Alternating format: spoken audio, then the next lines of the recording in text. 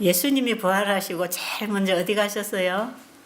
마가의 다락방에 제자들이 모여 있는 곳에 가셨어요.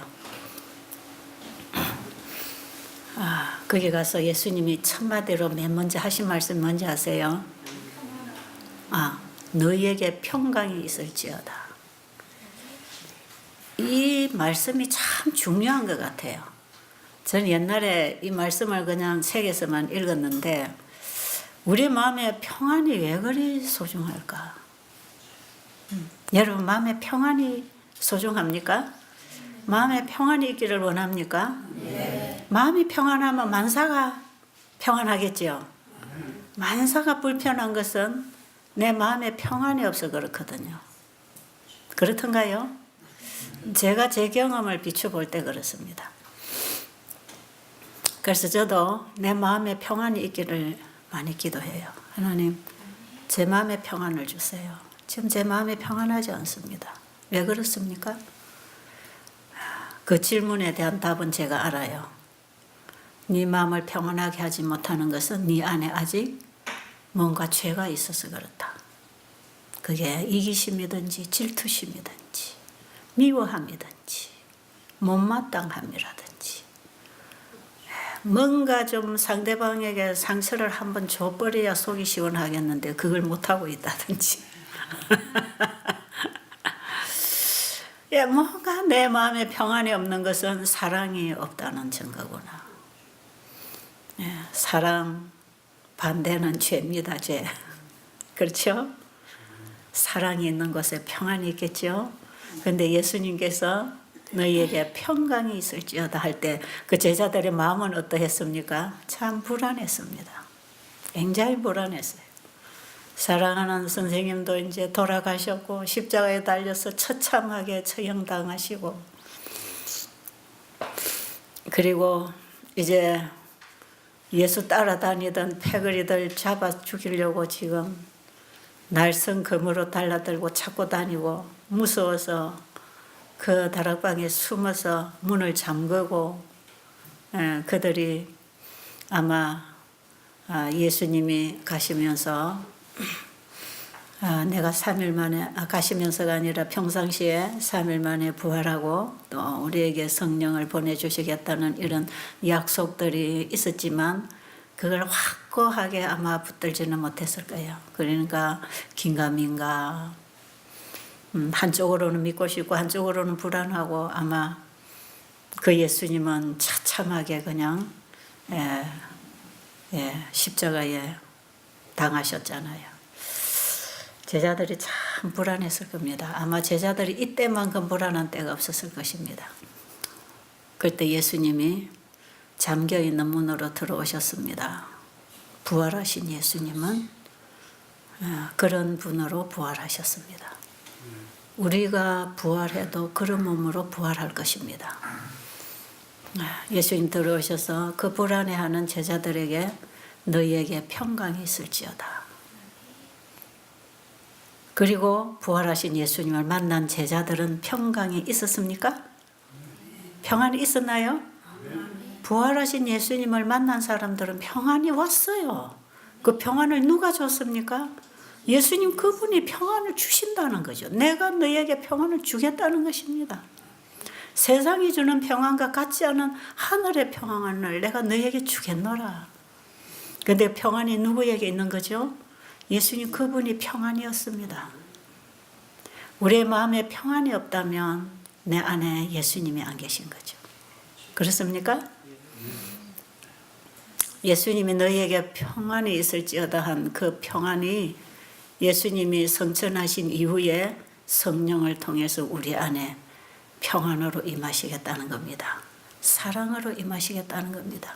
우리 안에 죄로부터 우리를 구원하시는 능력으로 임하시겠다는 겁니다.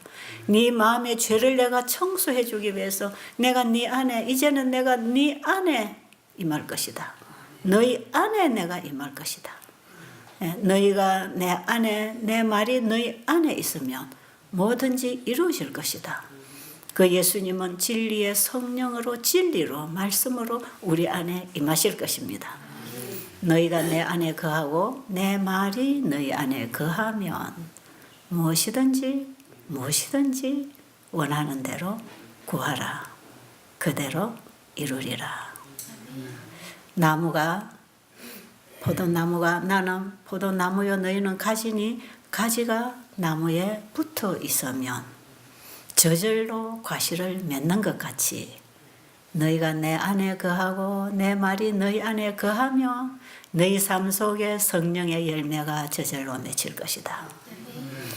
이 참된 믿음으로 말미암은 의의 진리를 예수님이 이 땅에 계실 때 계속 가르쳐 주셨습니다.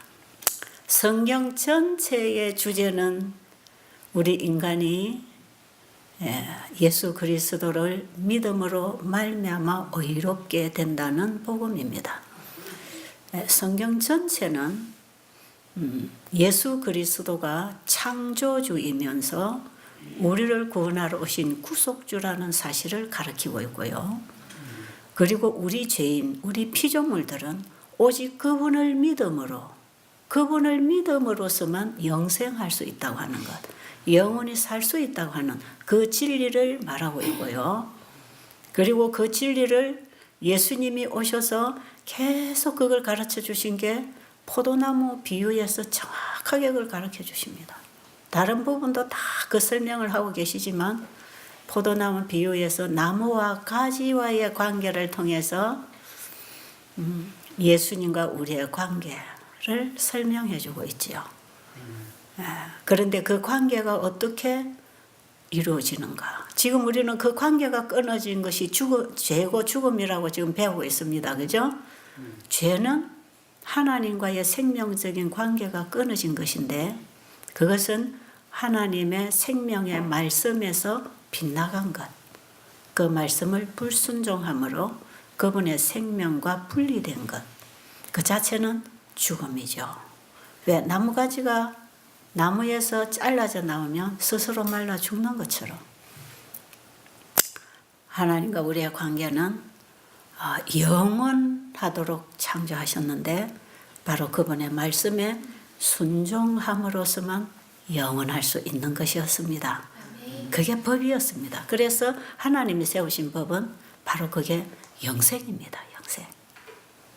그게 사랑입니다. 그런데 그 법을 범하고 우리가 불순종하고 죽게 돼 있잖아요. 아담이 바로 그런 상태에서 우리를 생육번성해서 이렇게 지구에 우리를 살도록 하나님이 허락하신 것은 하나님과의 영원한 생명이 끊어진 우리를 다시 그 생명으로 연결해서 우리를 영원히 살도록 해 주시려고 아담 하와의 죄를 그분이 담당하심으로 그분 안에서 태어나는 모든 인류들의 죄를 그분이 한 몸에 담당하신 것입니다. 아담 안에서 그분이 죽은 것 같이 우리가 그리스도 안에서 아담 안에서 우리가 다 죽은 것 같이 그리스도 안에서 우리가 다 산다고 하는 복음. 그러니까 우리는 내 죄로 죽는 게 아니라 아담 안에서 이미 죽었습니다. 그런데 내 의로 구원을 받는 게 아니라 그리스도 안에서 구원이 있습니다. 그러니까 죄도 구원도 내 거 아닙니다. 아십니까? 그럼 우리가 가지고 태어난 이 죄는 내 거 아닙니다.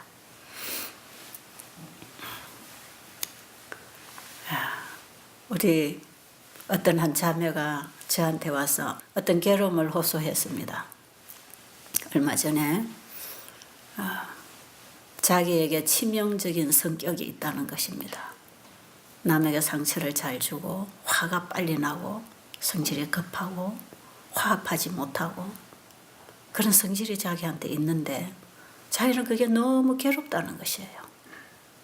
근데 이것 때문에 하나님이 나를 사랑 안 하실 것 같고 이것 때문에 구원도 못 받을 것 같고 이것 때문에 내가 하나님의 일에도 방해가 될 것 같고 좌절이 된다는 거죠. 그것 때문에 그런 성격 때문에. 그래서 제가 한마디에 대답을 해줬어요. 그건 네 거 아니잖아. 그건 네 성질 급하고 참지 못하고 따지기 좋아하고 화합하지 못하고 고질적인 그런 성질, 그건 네 거 아니잖아. 근데 하나님이 왜 그건 네한테 책임을 지우겠어? 네가 그 갖고 싶어 가졌냐? 하고 싶어 하냐? 너희 부모로부터 더 나아가면 아담 하와로부터 죄의 유전자를 받아서 죄의 씨가 들어왔기 때문에 죄의 열매가 맺히고 있는 건데 그것을 다른 종자로 바꿔주려고 예수님이 오셨다.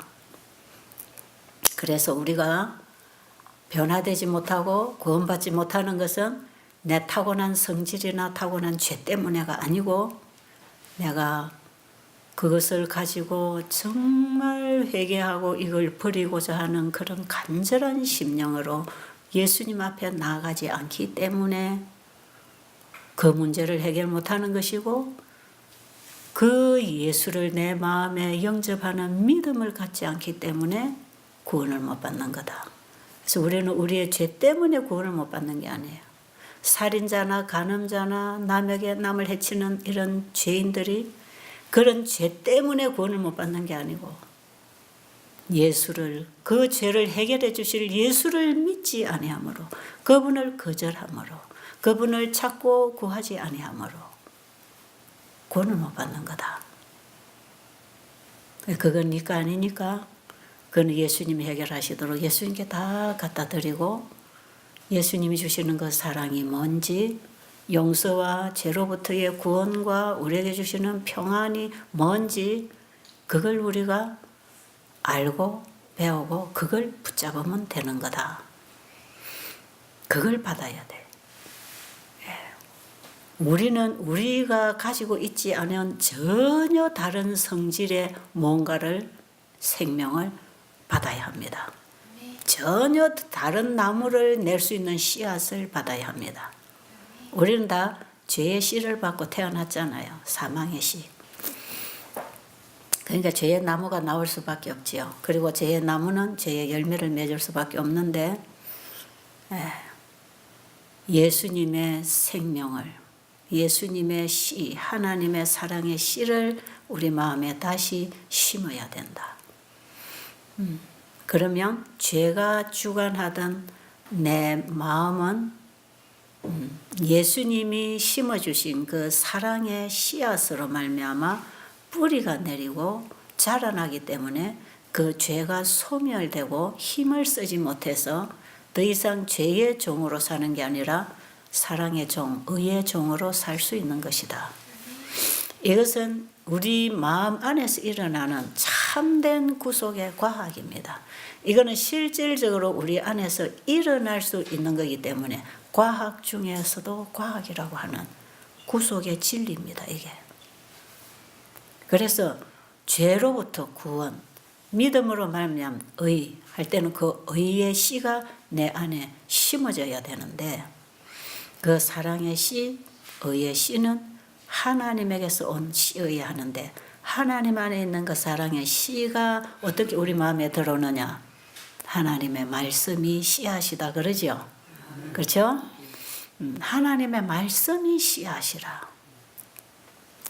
씨앗이 땅속에 들어가면 씨앗이 가지고 있는 그 생명의 나무가 나오는 것처럼 그 종류의 나무가 나오는 것처럼 콩 심으면 콩나무가 나오고 팥 심으면 팥나무가 나오는 것은 씨앗이 가지고 있는 종류대로 종대로 나무가 나오는 것처럼 우리 안에 아버지 어머니를 통해서 죄의 씨가 들어와서 내가 형성돼서 나온 나는 죄덩어리라면 육으로 난 것은 다 육이고 이것이 죄라면 우리 안에 새로운 씨를 하나 받아야 된다. 그런가요? 새로운 씨를 하나 받아야 돼요. 그 씨를 받는 방법 제가 어제 말씀드렸나요? 어제 아침에 마리아가 하나님의 말씀을 받아들였더니 자궁 안에 무슨 씨가 하나 들어왔죠? 예수를 탄생시킬 씨가 하나 들어와서 이것은 마리아가 요셉과 결혼해서 받을 남자의 씨가 아니고 육의 씨가 아니고 죄의 씨가 아니고 하나님의 말씀이 마리아의 몸에 들어왔을 마음에 들어왔을 때 그 말씀은 마리아의 자궁 속에 하나의 생명체로 씨앗으로 작용하기 시작했지요.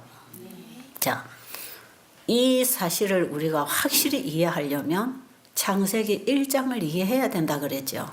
하나님이 이 세상을 창조하실 때 뭘로 창조하셨다고요? 말씀으로 창조했기 때문에 그 말씀은 그 물질을 만들어낸다 그랬죠. 그래서 창조주와 우리 피조물은 차원이 다르기 때문에 우리 어머니가 말씀하시고 아버지가 말씀하신 그 말씀하고 하나님이 하신 말씀하고는 차원이 다르다는 걸 얘기했죠. 자, 그러면 하나님이 말씀하시니 공중에 새가 날라 나왔고, 말씀하시니 땅에는 짐승들이 나왔고, 땅에는 풀이, 나무가, 꽃이, 식물들이 자라나기 시작했고, 해와 달과 별이 공중에 띄워졌고, 물에는 물고기가 놀게 되는 이 모든 생명체가 만들어진 과정이 하나님의 말씀이었다 하는 것. 그러니까 하나님의 말씀에는 창조력이 있어서 그 말씀의 일을 그 말씀이 만들어낼 것입니다. 맞나요? 제가 이 중요한 얘기는 반복한다 그랬죠. 여러분들이 이거 이해 안 되면요, 성경 맨날 읽어야 수박 까닭입니다. 그리고 이론입니다. 그리고 내가 변하지 않습니다. 하나님의 말씀이 내 안에 들어와서 나를 거듭나게 해준다고 하는데 나는 거듭나지 않습니다. 왜요? 이 이치를 깨달아야 돼요. 자, 그러면 하나님의 말씀 안에 창조력이 있고 생명력이 있고 그 말씀이 가지고 있는 그 일을 이루는 능력이 말씀 안에 있기 때문에 하나님이 천사를 통해서 마리아에게 네가 아들을 낳으리니 이름을 예수라 하라는 그 이름을 가진 예수의 씨가 그 말씀 안에 있었다 이 말이에요. 이해하십니까? 그래서 요한복음 1장 14절에 보면 그 말씀이 육신이 되어 우리 가운데 거하심에 우리가 그 영광을 보니 아버지의 독생자의 영광이요 은혜와 진리가 충만하더라. 그 말씀이 가지고 있는 속성이 은혜와 진리입니다. 은혜와 진리가 충만하더라. 제가 오늘 아침에도 일어나서 하나님께 이런 기도했어요. 예수님, 제 마음에 은혜와 진리가 충만하기를 원합니다. 그 은혜와 진리가 하나님 말씀으로 내 안에 와서 나를 재창조해 줄 때 가능합니다. 오늘도 하나님 말씀이 내 양식이 되어서 그 말씀을 먹고 그 생명으로 일어날 수 있게 해주세요. 그러면서 제가 말씀을 켜고 제가 계속 듣는 거죠. 하나님 말씀이 바로 생명이고 창조고 능력이고 우리를 거듭나게 하는 새 생명이 말씀을 통해서 우리 안에 들어와야 된다는 사실을 제가 깊이 묵상하면서 그 말씀을 계속 제 마음에 새기고 왔어요. 정말 은혜가 있습니다. 그 말씀이 내 안에 충만히 임하면 내 자신도 모르게 내 가슴에 은혜가 와요. 그리고 그 진리를 내 입으로 말하고 싶어져요. 그래서 다른 걸 얘기할 수가 없어요. 그 은혜와 진리가 나를 지배하면 내 입에서 나가는 말은 그냥 진리가 나가는 것이고 영혼을 보면 구원하고 싶은 사랑이 생기는 것이고 용서하고 싶은 넓은 마음이 있는 것이고 그 자체가 평안 아닙니까? 그게 평안이에요. 평안. 그 평안이 어디서 옵니까? 예수님에게서 오는데 그 예수님이 누굽니까? 예, 말씀이셨죠. 말씀이셨어요. 자, 여러분 이 길을 따라 잘 더듬어서 만져서 가지세요. 여러분들이 절대로 이론이 아니고 새로운 창조입니다. 새로운 창조를 우리에게 해주시려고 말씀에 생명을 넣어주셨단 말이에요. 제가 지난번에 뉴스타트 원리 강의할 때 바로 하나님이 씨 가진 열매 맺는 나무를 내라고 했을 때 그냥 나무를 낸 게 아니고 씨 가진 열매 맺는 나무를 내라 했을 때 그 나무를 통해서 씨를 넣어주시려고 그 씨는 새로운 창조, 생육 번성을 위해서 하나님은 씨를 나무에게 주셨다는 거 아닙니까? 그렇죠? 그 씨를 심으면 그 나무가 나오는 것처럼 바로 그 씨는 하나님의 말씀에서 왔다 이 말이에요. 그래서 하나님 말씀은 씨앗이다 이 말이에요. 하나님 말씀이 씨앗을 창조했습니다. 씨앗 속에 있는 그 나무는 또 하나님의 말씀에서 온 것입니다. 그래서 나무가 씨 가진 열매 맺는 나무를 냈는데 또 그 씨를 심으면 또 그 나무가 나오잖아요. 이 새 창조입니다. 끊임없이 새로운 창조. 그게 어디서 오느냐? 하나님의 말씀에서 온다는 것이에요. 우리는 죄로 인해서 이렇게 망가져가고 있는 우리의 심령을 하나님의 말씀의 씨가 들어와서 새로운 피조물로 재창조해 주겠다 이 말이에요. 이해하십니까? 여러분, 우리의 마음에 평안이 없다면, 정말 내 안에 은혜와 진리가 충만하지 않다면 이게 문제가 어디에 있는가 우리가 한번 살펴볼 필요가 있잖아요. 우리 사람에게 어떻게 보면 밥보다 더 필요한 게 평안입니다. 평안. 네, 평안이에요. 아무리 밥을 많이 먹고 돈을 많이 가져도 내 마음에 평안이 없다면 뭐가 행복하겠습니까? 예수님은 우리의 가장 큰 필요를 아십니다. 우리의 마음을 지으신 그분, 마음이 우리 몸을 다스리고 우리의 인생을 지도해야 될 그 마음에 은혜와 진리가 충만하기를 원하시는 거죠. 그래서 우리에게 평안을 허락하셨어요. 그분이 은혜와 진리로 우리 안에 임하시면 어떻게 되죠? 우리가 그분의 충만하심을 우리가 받는 것입니다. 이것이 은혜 위에 은혜더라. 우리에게 이런 은혜를 그분이 주신 것입니다. 그러니 우리는 그걸 받아 누려야 되지 않겠습니까? 받아 누려야 되겠죠. 저는 아침에 이게 얼마나 또 다시 새롭게 감사하게 제 가슴에 들어오는지요. 감사합니다. 여러분 나와서 제가 앉으니까 여러분 무슨 노래 불렀지요? 예수 사랑하시면 모르죠? 거룩하신 말일세 우리들은 약하나 또 예수 권세만 도다 날 사랑하신 그 사랑 날 사랑하신 그 사랑이 내 마음에 임하면 평안, 죄를 이기고 벗어날 수 있는 하나님의 자녀로서의 권세를 얻는 것입니다. 그래서 요한복음 1장 12절에 보면 그 예수, 이 땅에 오신 그 예수를 우리의 마음에 영접하면 하나님의 자녀가 되는 권세를 주신다 그러죠. 바로 그 권세입니다. 그 권세. 죄로부터 이기고 벗어날 수 있는 능력, 우리를 죄로부터 구원해 주는 그 능력이 어디로부터 온다? 예수님께로부터 오는데 그게 사랑이다 이 말. 여러분, 죄를 이기는 방법은 사랑입니다. 사랑. 이 사랑을 우리가 얻지 못해서 죄의 종이 되고 있습니다. 죄를 이기는 권세는 사랑. 그 사랑이 누구에게 있다? 예수님에게 있다. 그럼 우리 예수를 지금 우리의 마음에 영접한다는 것은 곧 우리의 마음에 말씀을 받아들이는 것이다. 그렇죠? 예수님도 우리의 믿음이 말씀에 고정되기를 원하시고 모든 사람들이 예수님의 말씀을 만날 때 귀신이 나가고 병자가 일어나고 사람이 변했다 이 말이죠. 그 말씀이 우리를 새로운 창조를 할 수 있는 씨앗입니다. 씨앗. 아시겠어요? 그래서 우리는 창세기 1장 창조에서 재창조의 원리를 깨달아야 된다 이 말이에요. 우리의 구속의 원리를 창조 원리에서 깨달아야 되는 거예요. 왜? 하나님은 처음과 마지막까지 변함이 없는 분이에요. 그분의 말씀은 지금도 창조력을 가지고 우리에게 임하십니다. 은혜와 진리로 임하십니다. 여러분, 이런 얘기는 제가 이제 너무 자주 말하니까 여기 오신 어떤 분은 제 강의를 밖에서 아마 한 100번쯤 듣고 왔다고 그러시대요.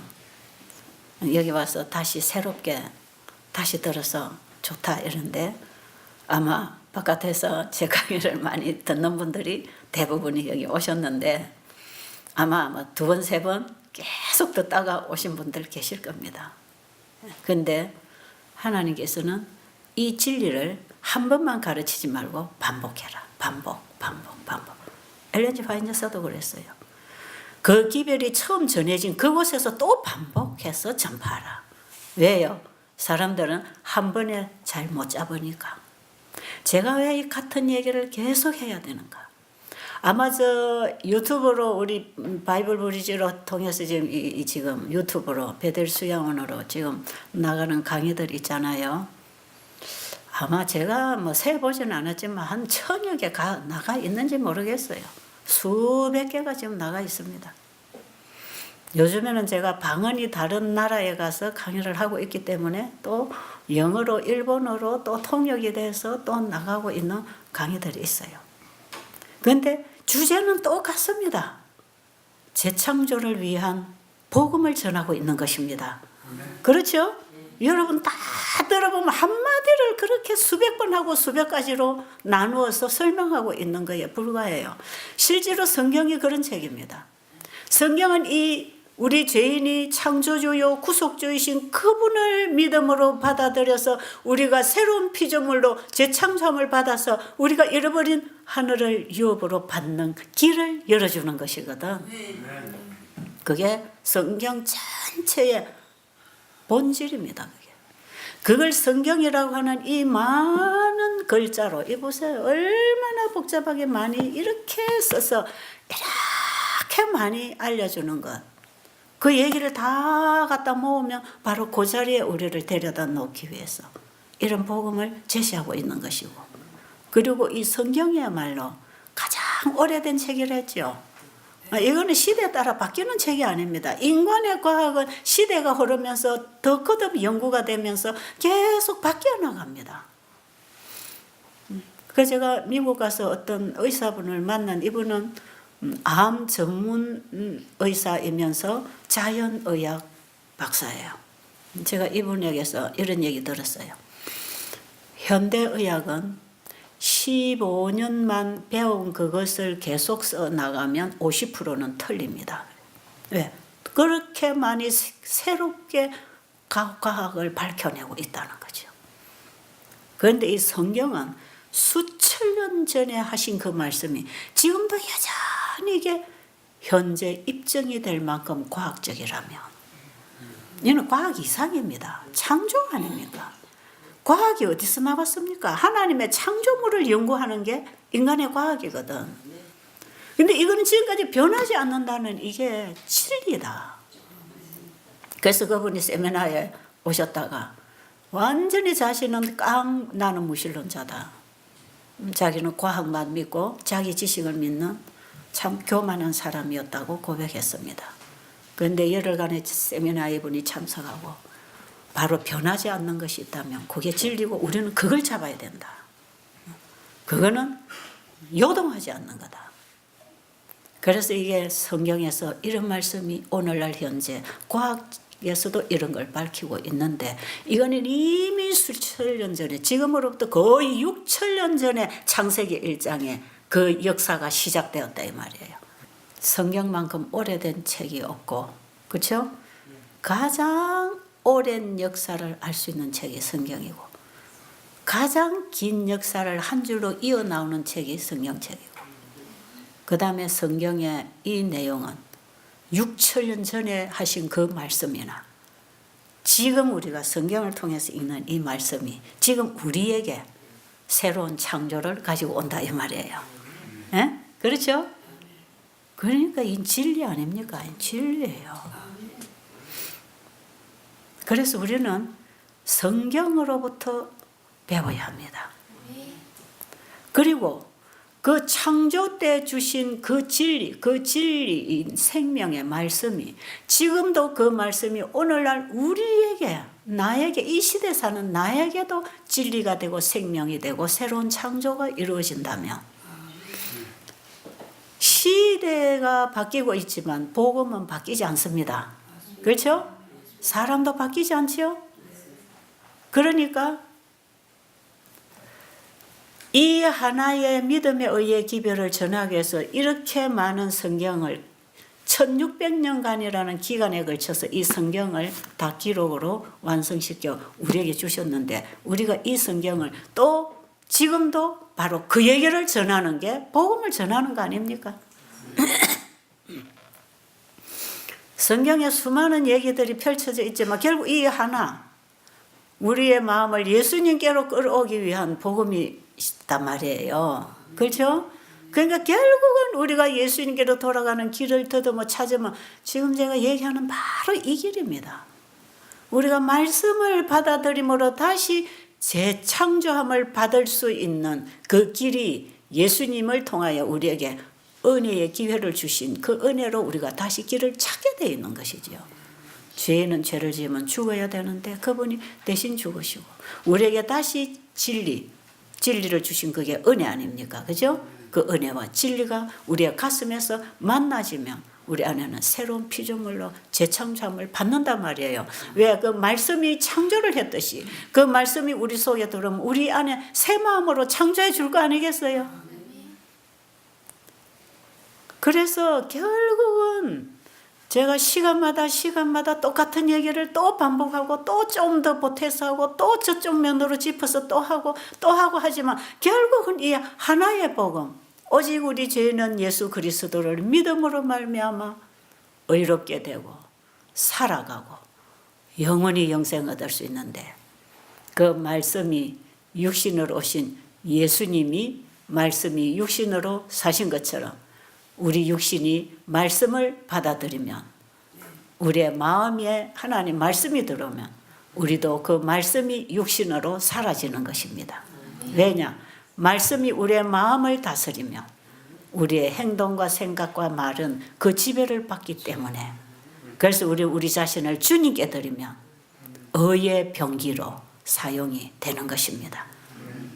우리 자신을 주님께 드릴 때 의의 병기가 되는 것이고, 우리의 자신을 죄에게 주면 불의의 병기가 되는 것입니다. 이게 로마서 6장 13절, 12절인가요? 13절의 말씀이죠. 자, 그러면 우리 자신을 누구에게 줄 것인가? 그렇죠? 내 마음에 누가 주인이 되기를 원할 것인가? 이거 우리가 결정해야 되는 거예요. 정말 저는 이곳에 오신 여러분들이 이 길을 찾고 가시기 바랍니다. 병이 낫고 안 낫고는 그 결과이기 때문에 우리가 염려할 문제가 아니단 말이에요. 그 내가 염려한다고 병이 낫는 게 아니에요.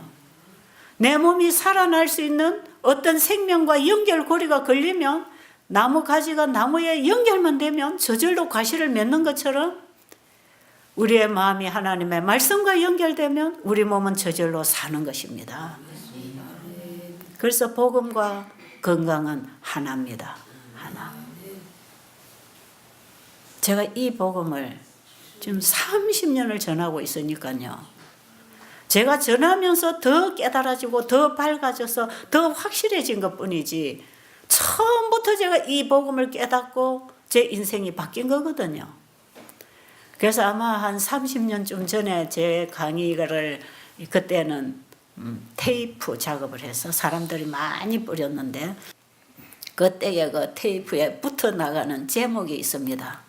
말씀으로 돌아가자 하는 제목이에요. 말씀으로 돌아가자. 말씀으로 돌아가는 게, 이게 우리가 창조주를 경배하는 바로 첫째 천사가 외치는 기별 속에 들어있더라 이 말이에요. 지금은 제가 이 믿음의 의를 깨닫고 계시록 14장 6절로 12절에 이 세 천사의 기별이 뭔지를 깨닫고, 지금은 이걸 제가 좀 더 상세하게 이해하기 가깝게 여러분들에게 이렇게 자꾸 소개를 하고 있지만, 처음에는 이 전체적인 복음을 제가 다 이해를 잘 못했지만 창세기 1장의 진리를 깨닫고 바로 말씀으로 돌아가는 게 회복이구나, 그걸 제가 확실하게 붙잡았습니다. 그리고 제 인생 삶을 말씀의 기초 위에서 제가 한 걸음 한 걸음 제 인생을 걸어오기로 결심했습니다. 그리고 그 말씀에 내 발을, 인생의 발을 한 걸음 한 걸음 옮겼을 때 바로 지금의 이 자리가 제가 따라온 길입니다. 베델 수양원은 하나님의 말씀을 따라온 그 역사의 기록입니다. 이거는 제 인생의 기록이지만 제 신앙의 기록이요, 하나님의 말씀이 이루어 나간 역사의 기록입니다. 이거는 놀라운 기록이에요. 제가 드리는 이 말씀은 절대로 그래서 이론이 아니라는 것입니다. 하나님 말씀은 우리 일상생애와 연결되어 있다는 것입니다. 만약에 하나님 말씀이 우리의 일상생활과 연결되어 있지 않고 내가 살아가는 내 생명과 내 건강과 내 영생과 연결되지 않았다면 이 책은 무슨 가치가 있겠습니까? 나에게 무슨 상관이 있겠나요? 그죠? 근데 이건 우리에게 절대적인 관계를 이루고 있는 책입니다. 그래서 여러분, 제 말을 듣고 다 깨달을 수는 없을 거예요. 아, 성경이 이런 책이야? 그럼 내가 성경을 공부해야 되겠다. 이런 결심을 하는 게 중요하고, 그 다음에 이제부터 여러분은 하나님의 말씀에서 성령을 통하여 직접 배우게 되기를 바랍니다. 제가 이 진리를 신학교 가서 배운 것도 아니고, 제가 30년 동안 교회를 다녔지만 설교를 듣고 배운 것도 아니고, 제가 정말 하나님 계신지 알고 싶었고, 내가 내 인생을 어떻게 살아야 내가 후회 없는 인생을 살 것인지, 내가 어떻게 해야 영생을 얻을 것인지, 어떻게 해야 내 마음에 평안을 얻을 것인지, 어떻게 해야 내가 죄로부터 자유함을 누릴 것인지, 저는 이런 문제를 놓고 심히 고민하면서 정말 성경에 하나님이 진짜로 살아계신다면 나는 이분을 믿어야 될 필요가 있는데 이분이 안 믿어지더라 이 말이에요. 안 믿어져서 제가 얼마나 고민했는지 모릅니다. 저는요 벌써 한 30여 년 전에 교회를 떠날 뻔한 사람이에요. 제가 어려서부터 교회를 열심히 다니면서 그냥 맹종하고 막연하게 따라하던 신앙 30년 이상을 하다가 저의 갈등을 가지게 되고 제가 예수님을 알게 되는 경험은 내가 간절히 그분을 알려고 하고 찾으려고 하고 그분을 구하는 심령이 일어날 때에 그분을 만질 수 있고 만날 수 있고 깨달을 수 있었다 이 말이에요. 그러니까 예수님께서 마태복음 7장에 구하라 그러면 주실 것이요, 두드리라 열릴 것이요, 찾으라 찾을 것이요. 그게 뭘 구하라는 것입니까? 성령을 구하라는 거 아닙니까? 그 성령이 임할 때 성경이 열리기 시작하더라 이 말이에요. 예.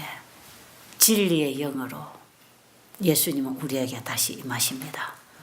하늘로 부활하고 성천하신 그분은 주신 말씀을 통해서 진리의 성령을 통해서 우리 안에 임하셔서 우리를 가르치고 인도하고 지도하고 데리고 가시려고 하는 것입니다. 그러니까 여러분 그 가는 길을 찾아야 될 거 아닙니까? 그런데 예수를 믿는다는 게 이 하나님 말씀하고 분리를 시켜서 이해를 하니까 예수라는 분은 지금 이 땅에 안 계시고 보이지 않는 어떤 하늘이라는 곳에 하나님 보좌 우편에 가 계신다고 하는데 그것도 막연하고 그 예수를 우리가 날마다 생각한다고 되는 건 아니더라 말이에요. 그 예수님 지금도 우리에게 말씀을 통해서 또 임하시는 것입니다. 왜 육신으로 오신 그 예수는 말씀이 육신을 입으신 분이었다 이 말이에요. 지금 우리에게 육신으로 오시는 게 아니고 말씀으로 오신다 이 말입니다. 이걸 여러분들에게 어떻게 하면 좀 새겨드려서 여러분이 말씀을 붙잡고 새로운 창조를 경험하고 거듭난 그리스도인으로 새로운 인생을 살아갈 수 있을 것인지. 제가 이걸 조금 인생을 짧은 기간이지만 걸어와 보니까 바로 이게 진리고 이게 길이더라 이 말이에요. 제가 지금 여러분들에게 전하는 이 복음은 살아있는 기별입니다. 이는 문자를 전달하거나 이론을 설명하려고 하는 게 아니고 실제로 씨가 땅에 들어가면 그 생명으로 말미암아 나무가 나오듯이 그 종의 나무가 나오듯이 하나님의 말씀이 우리의 마음에 들어가면 하나님의 생명의 사람으로 바뀌는 것이지요. 복음의 진수는 회복입니다. 회복. 우리에게 복음은 우리를 회복시켜 주자고 주어진 것입니다. 오늘 아침에 여러분 뭔가 중요한 진리를 하나 붙잡으시기를 바랍니다.